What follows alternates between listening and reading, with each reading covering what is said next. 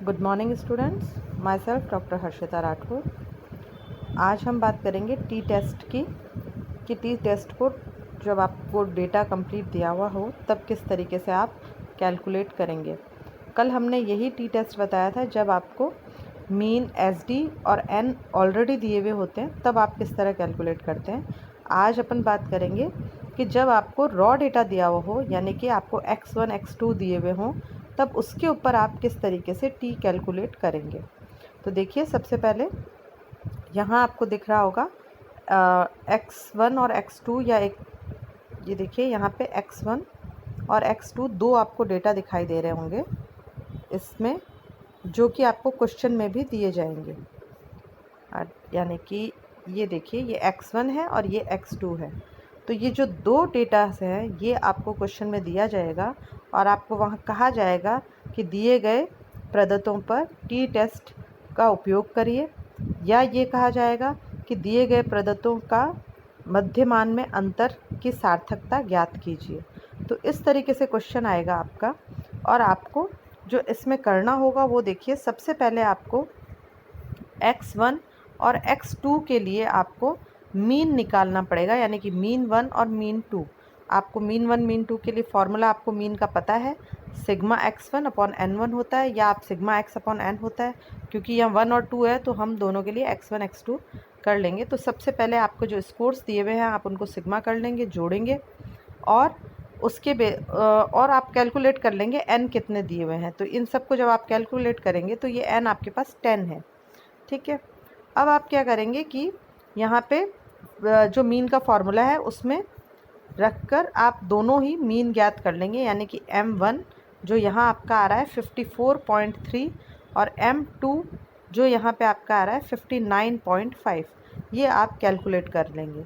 अब क्योंकि पॉइंट जब हम हमेशा आपको पता है कि जब भी आपका मीन पॉइंट्स में आता है तो आगे की सारी कैलकुलेशन पॉइंट में चलती है, तो उससे कई बार कन्फ्यूजन आ सकता है। तो उससे दूर करने के लिए हम एज्यूम्ड मीन मेथड को काम में लेते हैं। तो आप यहाँ पे सबसे पहले क्या करेंगे कि आप कल्पित मध्यमान एज्यूम्ड मीन मान लेंगे, और ये मैं आपको बता चुकी हूँ पिछले एक दो स्टैट्स में कि एज्यूम्ड मीन के लिए जो होल नंबर है, यानी कि जैसे इसके अंदर आपका 54 जो दे रखा है वो एक होल नंबर है और इसके अंदर 59 होल नंबर है।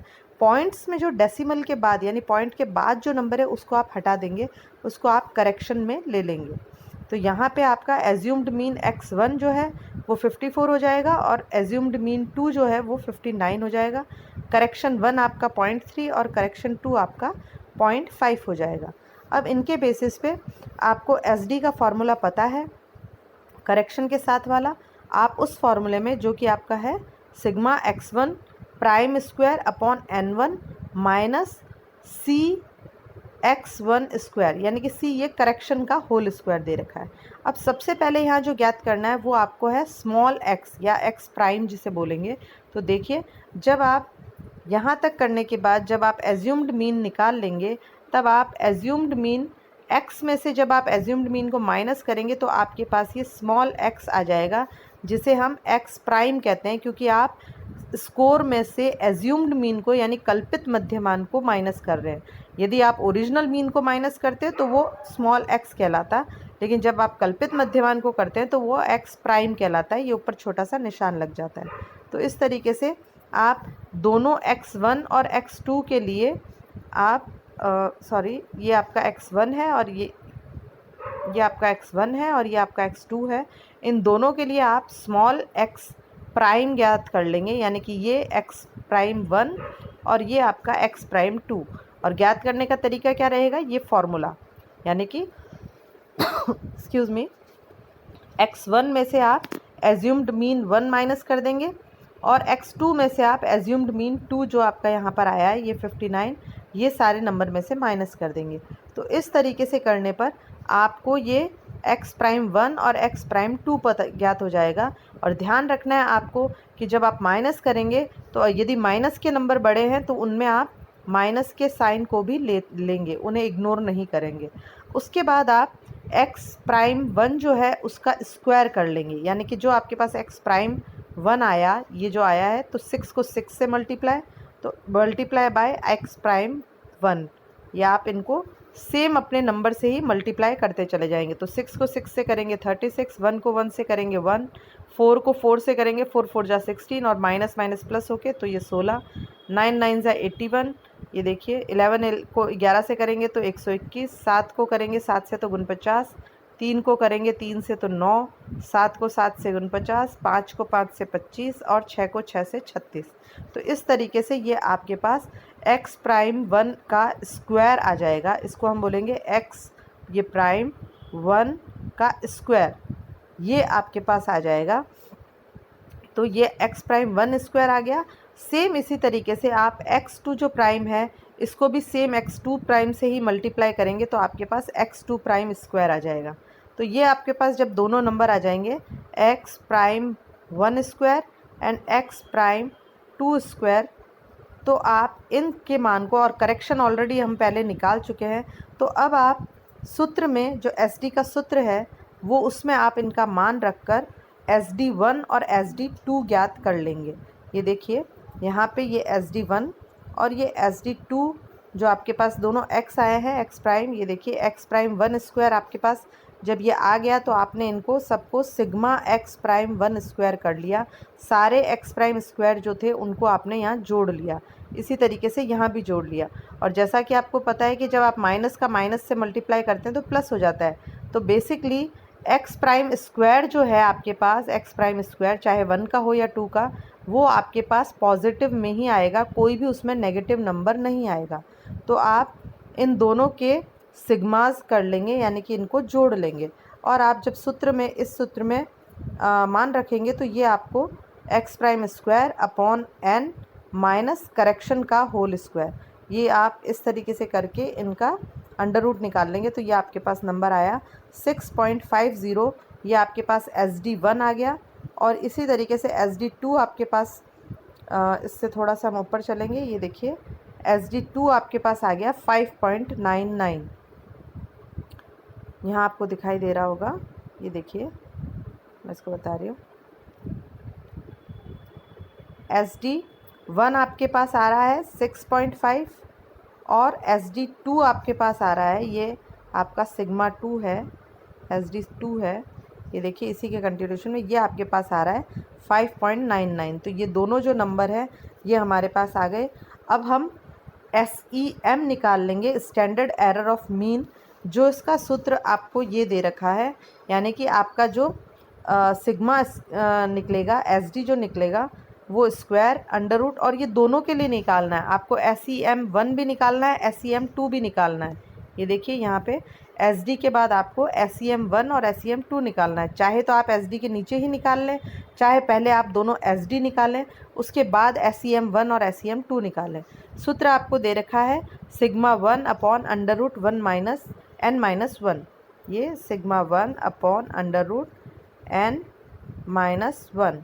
यहाँ ध्यान रखने वाली बात यह है कि यदि आपके पास डेटा जो है वो 30 से कम का है तो ये सूत्र रहेगा, यदि 30 से ज़्यादा आपके पास है तो आपका SEM का जो सूत्र है वो इस तरीके का हो जाएगा, sigma upon under root n, उसमें से -1 नहीं होगा।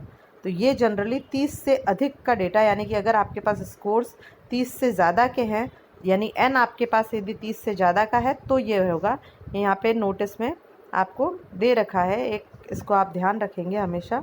कई बार शॉर्ट क्वेश्चन में ये आ जाता है कि n 30 से कम होने पर SEM का सूत्र क्या होगा, या n 30 से अधिक होने पर SEM का सूत्र क्या होगा।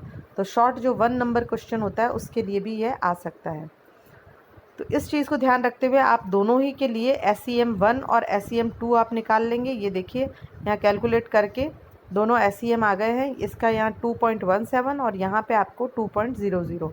अब देखिए आपके पास सारी संख्याएं, जो सारे मान हैं जो आपको T के लिए निकालने हैं, वो सॉरी SD के लिए, सिग्मा D के लिए जो निकालने हैं, क्योंकि हम सबसे पहले सिग्मा डिफरेंस निकालेंगे, वो आपके पास आ चुके हैं। यानी आपके पास मीन है, मीन 1 मीन 2 जो हम ऊपर निकाल चुके हैं, ओरिजिनल मीन। SD आप निकाल चुके हो, यानी कि सिग्मा 1 सिग्मा 2।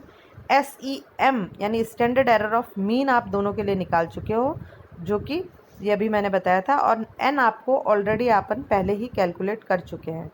तो बेसिकली t के लिए जो जो चाहिए वो सब कुछ आपके पास कैलकुलेशन में मान आ गए हैं। अब आप t का फॉर्मूला लेंगे। चाहे तो आप फॉर्मूले से पहले सिग्मा d निकाल सकते हैं, क्योंकि t के फॉर्मूले में ये सिग्मा d आपको चाहिएगा। तो चाहे तो आप ये पहले निकाल सकते हैं, या आप t का मान रख के फिर निकाल सकते हैं। तो ये देखिए एस डी सिग्मा डी या एस ई डी जो है वो हम निकाल लेंगे। ये सूत्र दे रखा है आपको कि आप SEM1 का होल स्क्वायर प्लस SEM2 का होल स्क्वायर अंडर रूट में जब आप करेंगे तो आ जाएगा। तो ये SEM1 और SEM2 आप कर चुके हैं, इन दोनों का होल स्क्वायर कर देंगे। यहाँ होल स्क्वायर जो आएगा उसको आप जोड़ लेंगे, और जोड़ने के बाद आप उसको अंडर रूट या निकाल लेंगे तो आपका 2.95 आ जाएगा। इसी तरीके से आप t के लिए मीन 1 और मीन 2 का डिफरेंस ज्ञात करेंगे। मैंने बताया है आपको मीन 1 माइनस नहीं है, ये डिफरेंस का एक साइन लगेगा, यानी कि आप प्लस माइनस को ध्यान में ना रखते हुए मीन 1 और मीन 2 का डिफरेंस पता लगाएंगे। तो देखिए ये मीन 1 और मीन 2 का जो डिफरेंस है वो यहाँ पे हम ज्ञात कर चुके हैं। यहाँ पे आपके मीन 1 ओरिजिनल मीन के साथ, तो ये आपका 5.2 आ रहा है। तो अब t के लिए हमें जो जो वैल्यूज़ चाहिए वो आ चुकी है, मीन डिफरेंस और आपका SED, ये दोनों चीज़ें आ चुकी है। आप उसमें डिवाइड कर देंगे तो आपके पास t की वैल्यू आ जाएगी। तो इस क्वेश्चन में हमारी t की वैल्यू आ रही है 1.76, ये हमारी t की वैल्यू है। फिर आप डिग्री ऑफ फ्रीडम निकाल लेंगे। जैसा मैंने कल बताया, t के लिए डिग्री ऑफ फ्रीडम का सूत्र चाहे आप ये वाला ले लें या इसको n1 प्लस n2 माइनस 2 कर सकते हैं, तो वही आएगा आपके पास 10 प्लस 10 माइनस 2, तो ये आपके पास आ जाएगा 18। तो ये इस तरीके से आप DF ज्ञात कर लेंगे। DF का उपयोग कहाँ होता है ये मैं आपको अलग लेक्चर में बताऊंगी। तो इस तरीके से जैसा मैंने बताया आप t कैलकुलेट आसानी से कर सकते हैं। आपको मीन निकालना है, फिर से मैं बता दूं, सबसे पहले आपको मीन निकालना है। यदि आपका मीन पॉइंट में है तो आप एज्यूम्ड मीन निकालेंगे, अदरवाइज़ आप डायरेक्ट मीन से ही निकाल लेंगे, क्योंकि वहाँ करेक्शन आपका ज़ीरो हो जाएगा। जब आपका मीन निकल जाएगा तब आप SD ज्ञात कर लेंगे दोनों के लिए। SD के बाद आप SEM standard error of mean ज्ञात कर लेंगे दोनों के लिए, और SEM जब ज्ञात हो जाएगा तो आप SED standard error of difference जो है वो ज्ञात कर लेंगे, और मीन डिफरेंस ज्ञात कर लेंगे। इन दोनों के बेसिस पे आप t ज्ञात कर लेंगे। तो इस तरीके से ये आपका t कैलकुलेशन कंप्लीट होती है। इस पे पूरा बड़ा क्वेश्चन आता है 15 नंबर का, इसलिए काफ़ी अच्छी प्रैक्टिस करिए। कम से कम 4-5 क्वेश्चन के ऊपर प्रैक्टिस करिए कि आप कहीं गलती ना करें। Thank you.